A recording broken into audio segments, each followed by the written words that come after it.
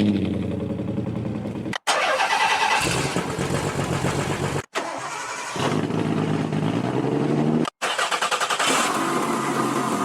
everybody, welcome to another episode of Car Addiction. If this is your first time in my channel, I'm a huge design enthusiast. I have a couple of 300ZX twin turbos. I have an R32 Skyline. So if you're under 21 years old, stop, watch a cat video, talk to a female, do something else. Over here, we make bad financial decisions, career-ending decisions. So moving forward, today's video is all about rebuilding my 300ZX twin turbo transmission. See the link over here? This is where I talk about the 300ZX transmission rebuild kit. This video is more about the RS5R30A transmission rebuild, which is the same transmission in a Z31 300ZX, Z32 300ZX, and R32 Skyline with an RB25 or 26. Where I live in Georgetown, Canada, I have been looking for a reputable transmission builder, and I came across an individual named Bill. Bill has been building transmission for the last 40-some years. He used to own a Vista transmission back in the day. Now he kind of retired, has a little automotive shop where he does a lot of race applications, special transmissions. And in Georgetown, it is a motor town, and he does a lot of jobs for these high horsepower motor vehicles. It was a no-brainer for me to take it to Bill. And on the other hand, his prices were really good. For the whole job, he charged me $1,000.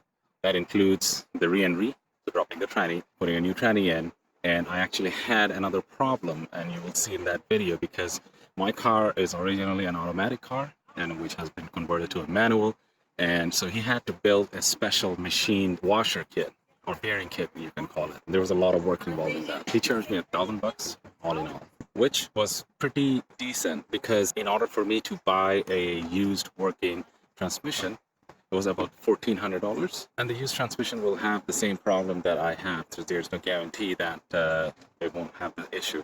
So I opted out to spending the money, getting the rebuild kit, rebuilding the transmission. So all in all, this job was actually, I would say, close to $1,450, which is the same amount if I went out and bought a used tranny, plus the labor to put it in. So I highly recommend you building your own transmission rather than going out and buying a used tranny. The whole procedure took a bit of time because we wanted to get some special parts, and then I figured out my clutch had an issue, so you're going to see that. I had to get a new clutch, a bunch of other little odds and sods, and finally the car is ready. Let's see what it had to be done, and then at the end of it you will see me driving, and I will give you a full review or full opinion of how it drives. Stay tuned. The tranny doesn't look too bad. Really, it doesn't look too bad. The teats are okay, I guess. Bill, who is the owner of the shop and who knows a lot more about transmission than I probably ever will give me a rundown. He's just outside. He's coming in a bit. I see a little bit of here. He didn't do anything yet. He just pulled it out, so it still needs to be rebuilt. The seals and gaskets and stuff needs to go in. The sink also needs to come out. And Nicole's been sitting here quietly and patiently for her transmission. You can see the wheel gap. Almost looks like it's an off-roading vehicle. That's funny. It's funny. So much weight of the transmission that goes inside. Now what's going to happen is I'm going to get downpipes installed in this. So I'm excited to see the first startup, because it's supposed to, open it up, and it's supposed to sound a lot better. Right outside Bill's shop, this Mark III Supra is sitting here quietly. I asked him about this, and he said it belonged to a guy in the shop. This is actually literally a race car. It's gutted out. Factory, there's nothing factory in there. There's no interior. It's a battery relocation, and there's a fuel cell somewhere. Looks like a long block of a motor. And then, if you look under the hood, and of course, the hood is unprotected, there's a nice, beautiful 7 GTE. There's some nice cams, AEM cams, turbo smart blow-up valve. There's probably a manual boost controller somewhere, and NOS. That is NX NOS system. Anyway, he told me it used to be a drag car back in the day, but now it's gonna sit here and rot.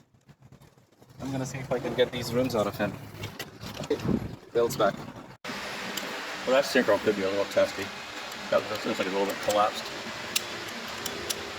See how close it is to the to there. Mm-hmm. It should be more like that there. Okay. Where it's away from the gear. Well, that one's sitting right on there too. I have to see the style of synchro that's in there. Like, I can't really do that. And another thing is these sliders. Yeah. There's no factory support. and there's no aftermarket support. Oh, is that right? Yeah. What, like for the forks, you mean? Yeah. Yeah. So No, the forks. that was my other concern. Yeah, I mean the forks are okay. Okay. Because they're now, when they get wore out, they get really thin, where it rides inside the sleeve there. Yeah. Yeah, so there's not really an issue there. Although this synchro looks like it's collapsed, but I would have to see the style I of wouldn't the be synchro. surprised if it is. Synchros have a different look to them. I gotta get apart and see what's going on to see how deep it's riding on the gear. That's where I'm at right now. I've been running on my ass off all the hospital like every friggin' day, so I've been really screwing up my time. I'm in no rush. Take your time. That's good. That's good. I'm in no rush. I don't know how much machining you're gonna probably have to do on the Skyline. Yeah. Oh man. So Bill's been at it in this transmission, and so far nothing really looks out of the ordinary. But I told him since we have the kit and he's taking these apart, nothing will go back. Everything, every little pieces will be replaced, because that's what we do over here. Fence and everything. That's fine. That I know all that stuff. So we're okay with that. Yeah, that's cool. That's good to have. And the clutch section.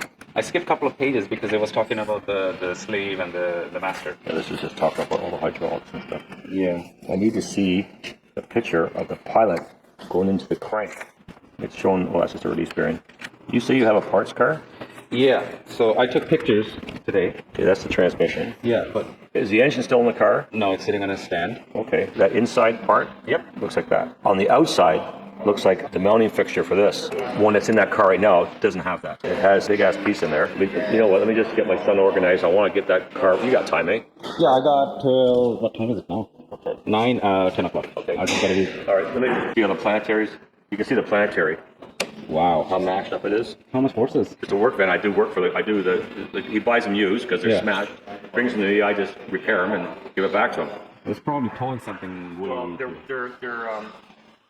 towing something, or else they carry a lot of loads. Different drivers, and they just do funky things to them, right?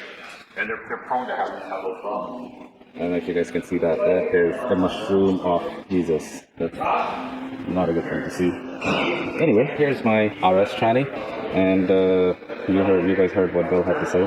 Unknown water that I'm not comfortable with. So, sweet sensor.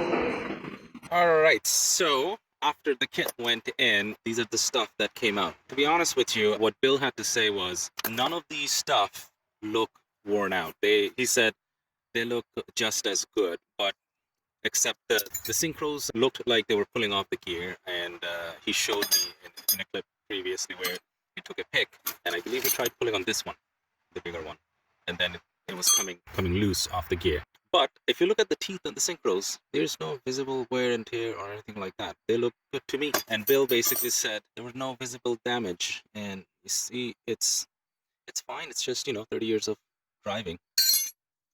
Other than that, there was nothing really wrong with it. And that's, even Bill said that.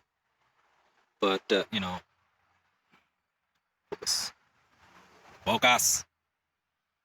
Even Bill said that. But once the transmission is off the car, I just wanted to do that job anyway.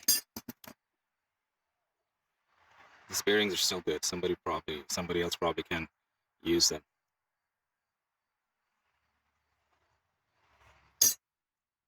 It's the second day for me to drive the car. I drove it probably 70 or 80 kilometers in the first day that I picked up. Today's the second day. Now, one thing I would say is, first of all, it feels like a totally different transmission. It's very, very notchy. So between the first, second, third, fourth, and fifth, it almost feels like a brand new tranny, which it is essentially, because the synchros needs to wear out a little. The Z1 clutch has a very high grab, and of course this is a 6-puck clutch. It has a chatter. Only in first and second gear. It chatters for probably 1 or 2 seconds, and the chatter goes away. Only in first and second gear. And in all honesty, it's kind of expected. I shouldn't really be complaining about it because that chatter is very common. There's a Mustang right behind. It's a 5.0. It's nothing special. I'm not gonna race anybody today. Anyway, one thing that is kind of bothers me is between first to second. I don't know if it's the tranny or something. If I'm not careful, I don't grind, but it has this thump kind of feel, like feels like I'm bumping into something. I don't know what is that for. The throwout bearing not pushing hard enough all the way, or what needs to be figured out. I guess the next step is I'm told to drive it for 500 or 1,000 kilometers, go back and do another transmission oil change. It's just because the brand new synchros and all the bearings brand new. Once it's get used, it will have the highest amount of wear and tear in the first 500 to 1,000 kilometers. And once I'm past that, I should do an oil change so I have fresh oil without any of these metal shavings. That's that. What Bill has to say about the Z1 clutch, he loved it. He said this clutch went in so good. It was not a single hiccup. And then in terms of the standard gear kit, he said, I have never seen a kit as detailed. He was probably a little bit exaggerating because, he builds transmission for a living, and I have seen a couple of old boxes of standard gear stuff in his shop. Probably not a rebuild kit, or probably it's just part of a rebuild, not a full kit. I don't know what that is. So that's that. That's where it is. He loves that. He had nothing but good stuff to say about the standard gear kit, and he's mentioned all the big bearings. They're all SKF, which is made in Japan. So I approve it, and you can't complain about the price. The price is really good. All right, well, this is where I finished the tranny rebuild. I'm just gonna go through. I'm gonna drive the next 500 or 1,000 kilometers, and hopefully I won't take the highway, because the whole thing is going through the gears and making sure you wear out the synchros the way it's supposed to wear out. That's that. So please hit the subscribe button and the bell notification so that I can somehow use the YouTube monetization and fill out the giant hole this transmission build left in my